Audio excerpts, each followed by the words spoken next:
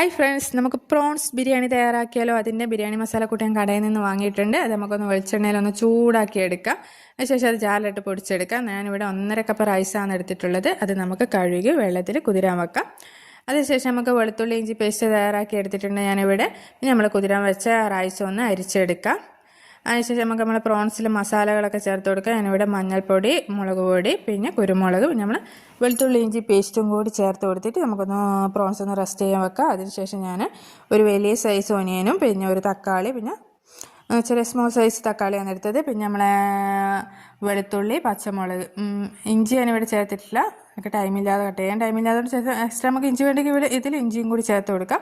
നമുക്ക് പാൻ ചൂടാക്കി അതിൽ റൈസ് ഒന്ന് വറുത്തെടുക്കാം. നെയ്യിലൊന്ന് റൈസ് വറുത്തെടുക്കുക. പിന്നെ ഇവിടെ ലെമൺ ചേർത്ത് കൊടുക്കുന്നുണ്ട്. ലെമൺ ചേർത്ത് കൊടുത്താൽ റൈസ് വേർതിരിച്ച് നിൽക്കും, ഒട്ടിപ്പിടിക്കില്ല.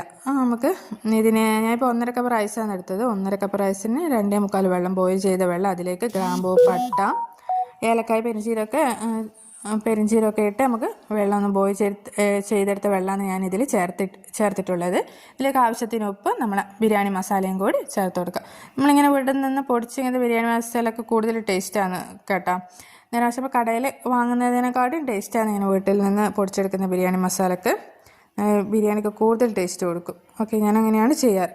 നമ്മൾ പ്രോൺസ് ഒന്ന് പൊരിച്ചെടുക്കാം. നമ്മൾ പ്രോൺസ് ഒന്ന് പൊരിച്ചെടുത്തിട്ടുണ്ട്. നമുക്കിനി മസാലക്കൂട്ട് തയ്യാറാക്കാം. അതിൽ വെളിച്ചെണ്ണ ഒഴിച്ച് പെരിഞ്ചീരകം, വെളുത്തുള്ളി, പച്ചമുളക്, പിന്നെ ഒനിയൻ, പിന്നെ നമ്മൾ കുരുമുളക്, ബിരിയാണി മസാല. ഒനിയനൊന്ന് വാടിക്കഴിഞ്ഞാൽ നമ്മൾ തക്കാളിയും ചേർത്ത് കൊടുത്ത് നമ്മൾ ആവശ്യത്തിന് വെള്ളം ചേർത്ത് നമുക്ക് മസാല ഒന്ന് കുക്കറിൽ വേവിച്ചെടുക്കാം. നമ്മൾ 2.25 വെള്ളമാണല്ലോ റൈസിന് ചേർത്തത്. അപ്പോൾ 1/4 കപ്പ് വെള്ളം ഇതിൽ മസാലക്കും കൂടി ഉപയോഗിക്കാനെടുക്കാം. അങ്ങനെ മസാല റെഡി ആയിട്ടുണ്ട്, പ്രോൺസ് റെഡി ആയിട്ടുണ്ട്.